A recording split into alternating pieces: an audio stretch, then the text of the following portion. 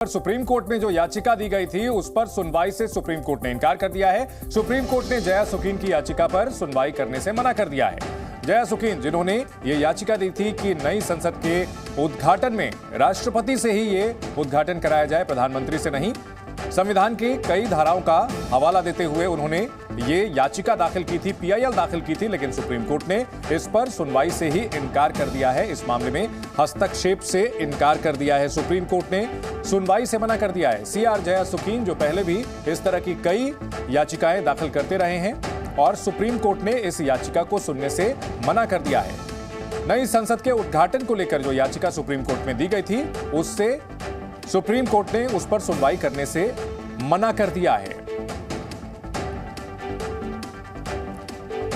Supreme court ने याचिका पर सुनवाई से इनकार कर दिया है। इस वक्त की बड़ी खबर, याचिका सुनने से मना कर दिया गया है।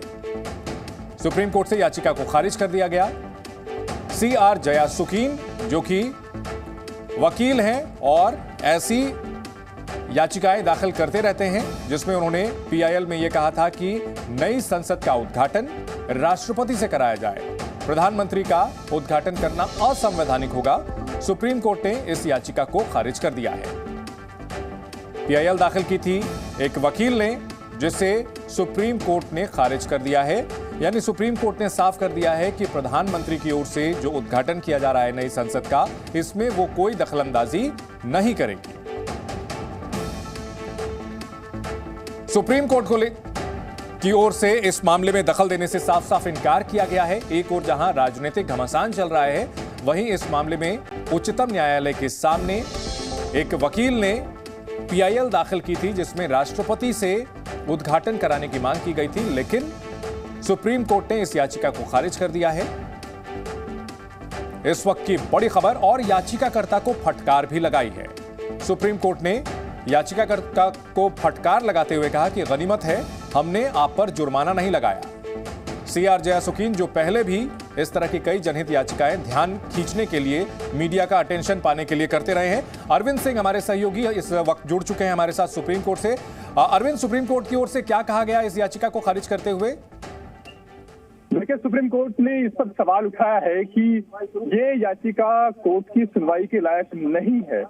इस मामले में वकील की तरफ से संविधान के कई प्रावधानों का हवाला दिया गया, आर्टिकल 79 का हवाला दिया गया। बताया गया कि कैसे संसद का अनिवार्य हिस्सा है राष्ट्रपति, और उनको आमंत्रण न करना, उनसे नई बिल्डिंग का उद्घाटन न कराना संवैधानिक सिद्धांतों के खिलाफ है।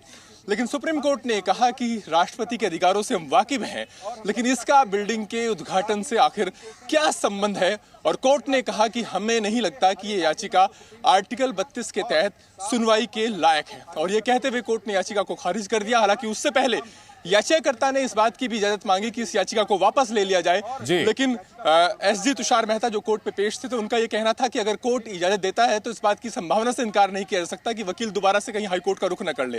हालांकि वकील ने इससे इनकार किया, लेकिन बाद में कोर्ट ने कहा कि हम याचिका को खारिज कर रहे हैं। तो कोर्ट ने माना कि यह मामला एक जनहित याचिका के तौर पर सुनवाई के लायक नहीं है।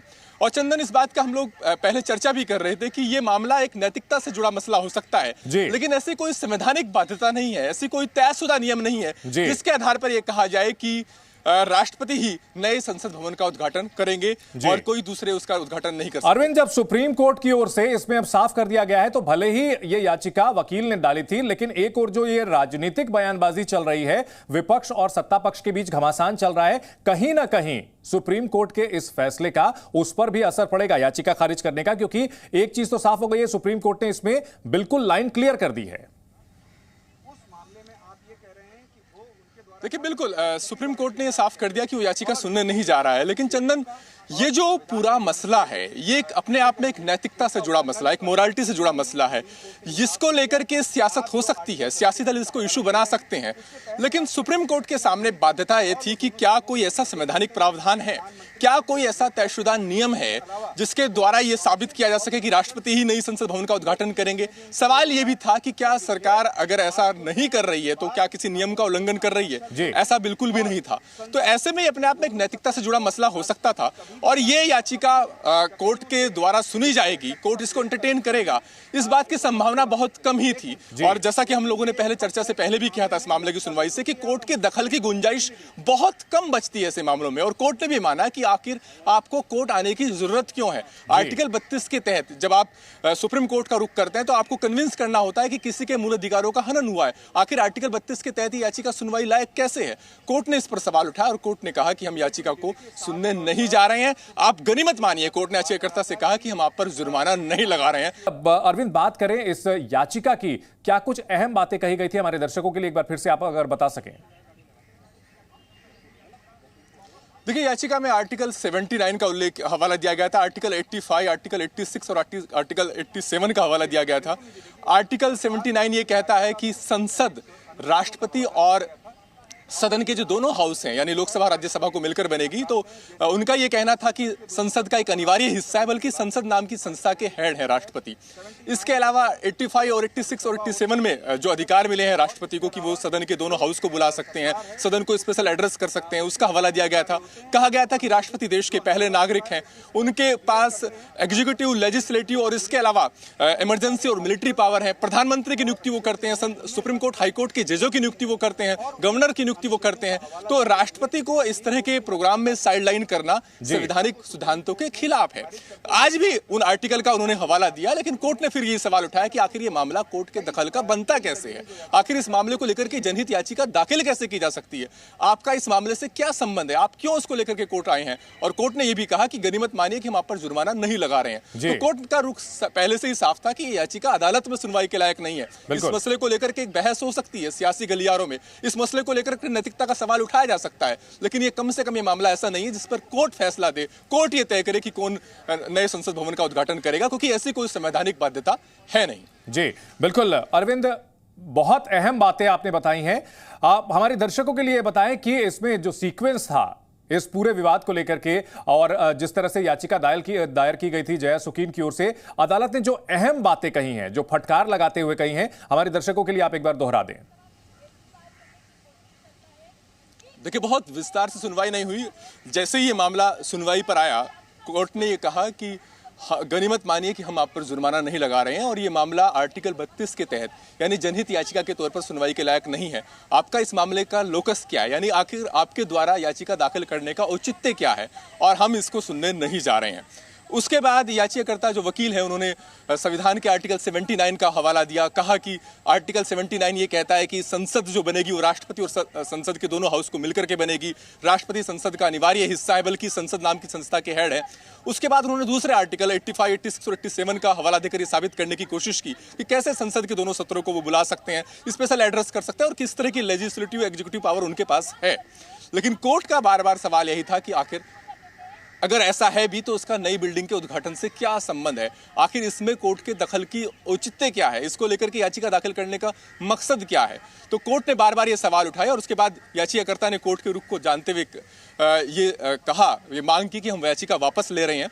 सुनवाई के दौरान एसजी तुषार मेहता भी थे, तो उन्होंने ये कहा कि कहीं ऐसा ना हो कि यहाँ से याचिका वापस लेने की इजाजत मिल जाए और उसके बाद इसको लेकर के हाईकोर्ट का रुख कर दिया जाए। वकील ने हालांकि इससे इनकार किया। उसके बाद कोर्ट ने अपने आदेश में ये कहा कि याचिका दाखिल की गई थी, याचिकाकर्ता के वकील का ये कहना है कि हम याचिका वापस ले रहे हैं, लेकिन हम याचिका खारिज कर रहे हैं। जी क्या जो वकील है याचिकाकर्ता, उन्होंने इसके बाद कोई और मीडिया से बातचीत की, किसी तरह पर इस पर एक्सप्लेनेशन दिया, और क्या इस मामले को लेकर के सुप्रीम कोर्ट ने एक चीज पूरी तरह से क्लियर कर दी है कि यह मामला न्यायिक परिधि के अंतर्गत नहीं आता है, यह राजनीतिक हो सकता है, आपस में आप लोग विवाद का विषय हो सकता है, लेकिन यह न्यायिक कतई नहीं है, यह पूरी तरह से साफ हो चुका है?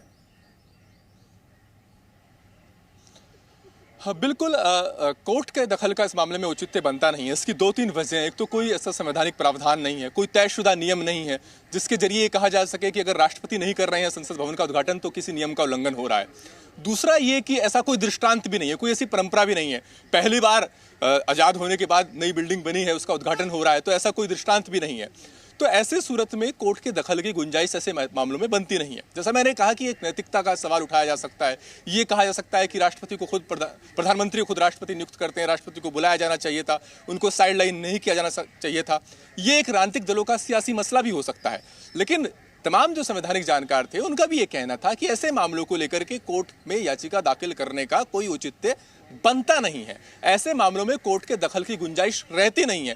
आखिर कोर्ट ये निर्देश नहीं दे सकता कि आप नई बिल्डिंग का उद्घाटन राष्ट्रपति से कराएं, प्रधानमंत्री से न कराएं या किसी और से कराएं। ये काम तय करना कोर्ट का काम नहीं है।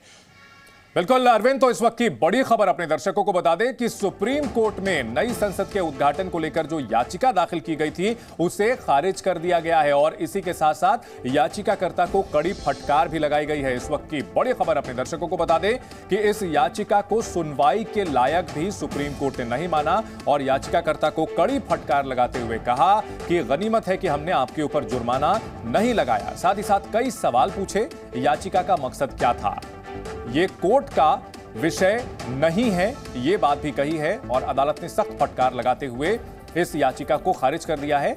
याचिकाकर्ता की ओर से इसे वापस लेने की मांग की गई थी कि वो वापस लेने को तैयार हैं, लेकिन याचिका वापस लेने की इजाजत भी नहीं दी गई बल्कि इसे खारिज किया गया है। अरविंद, आप हमारे साथ बने रहें। सुप्रीम कोर्ट ने उद्घाटन से जुड़े विवाद की याचिका को खारिज कर दिया है, तो वहीं नई संसद के उद्घाटन पर जहां एक तरफ विपक्षी पार्टियों की बयानबाजी जारी है, वहीं बीजेपी ने विपक्ष पर जमकर पलटवार किया। गृह मंत्री अमित शाह ने कहा कि कांग्रेस पार्टी का रवैया गलत है, तो रक्षा मंत्री राजनाथ सिंह और विदेश मंत्री एस जयशंकर ने कहा कि इस मामले पर राजनीति नहीं होनी चाहिए। कांग्रेस पार्टी का रवैया ही, उनका दृष्टिकोण ही नकारात्मक। अभी मोदी जी आजादी के अमृत महोत्सव के वर्ष में देश की संसद का नया भवन 28 तारीख को लोकार्पण करने वाले हैं, देश को समर्पित करने वाले। आगामी 28 मई को प्रधानमंत्री श्री नरेंद्र मोदी जी नए संसद भवन को राष्ट्र को समर्पित करके भारतीय लोकतंत्र के इतिहास में एक नया अध्याय जोड़ने जा रहे हैं। नया संसद भवन भारत के लोकतांत्रिक संकल्प के साथ साथ 140 करोड़ भारतीयों के स्वाभिमान और उनकी आकांक्षाओं की भी अभिव्यक्ति है। संसद भवन का उद्घाटन एक ऐतिहासिक अवसर है जो अब 21वीं सदी में दोबारा नहीं आने वाला है। आप तो ये पिछले कुछ दिनों से ये बहस आप सुन रहे हैं और मुझे तो लगता है कि जो उद्घाटन जो हो रहा है होगा, ये लोकतंत्र का एक उत्सव है और हमें उस स्पिरिट में लेना चाहिए। ये विवाद का विषय नहीं बनना चाहिए। ये दुर्भाग्य है अगर ये बनता है और ये मुझे आप जानते हैं कि कुछ लोगों की ये कोशिश है, पर मुझे लगता है कि राजनीति की भी कुछ सीमा होनी चाहिए और कम से कम ऐसे मौके पे हम पूरे देश को सब मिलजुल कर इसको मनाना चाहिए। तो केंद्र सरकार के मंत्रियों की ओर से विपक्ष पर निशाना साधा जा रहा है, साथ ही साथ यह कहा जा रहा है कि यह विषय राजनीति का नहीं है। नई संसद भवन को लेकर के क्या कुछ अब तक की प्रमुख बातें हैं वो आपको बता देते हैं। 10 दिसंबर 2020 को इसकी आधारशिला रखी गई थी, यानी काम शुरू किया गया था। 15 जनवरी 2021 को निर्माण का काम शुरू कर दिया गया। इसके बाद 28 मई 2023 यानी अब से 2 दिन बाद नई संसद का उद्घाटन किया जाएगा और इसी तारीख को लेकर के पूरा घमासान चल रहा है। 28 महीने में निर्माण का काम पूरा किया गया है। इसमें वास्तु का भी ख्याल रखा गया है, भारतीय परंपराओं का ख्याल रखा गया है। इसमें 60,000 श्रमयोगियों ने निर्माण किया है। इसके अलावा 971 करोड़ रुपए नए संसद भवन के निर्माण की लागत आई है। नए संसद का निर्माण इसलिए जरूरी हो गया था क्योंकि इस पुराना जो भवन था वो अब छोटा पड़ रहा था। क्षेत्रफल इसका 64,500 वर्ग मीटर है, यानी बेहद भव्य विशाल ये भवन बनाया गया है। ये भवन 64,500 वर्ग मीटर का है। इसकी जरूरत इसलिए पड़ी क्योंकि जो पुराना भवन है वो काफी पुराना हो चुका है। वहां पर निर्माण संबंधी कुछ समस्याएं आ रही थी और ऐसे भी क्षमता वहां सांसदों की अब ज्यादा हो चुकी है, लिहाजा इस विशाल भवन की जरूरत पड़ी थी। और इस मामले में शुरू से ही विपक्ष सरकार पर निशाना साधता रहा था, आरोप लगाता रहा था कि यह पैसे की बर्बादी है, तमाम तरह की बातें कही जाती रही थी। लेकिन जो नजारा यहां का आ रहा है बेहद भव्य है। पूरे इलाके का नए सिरे से गठन किया गया है। Zee News.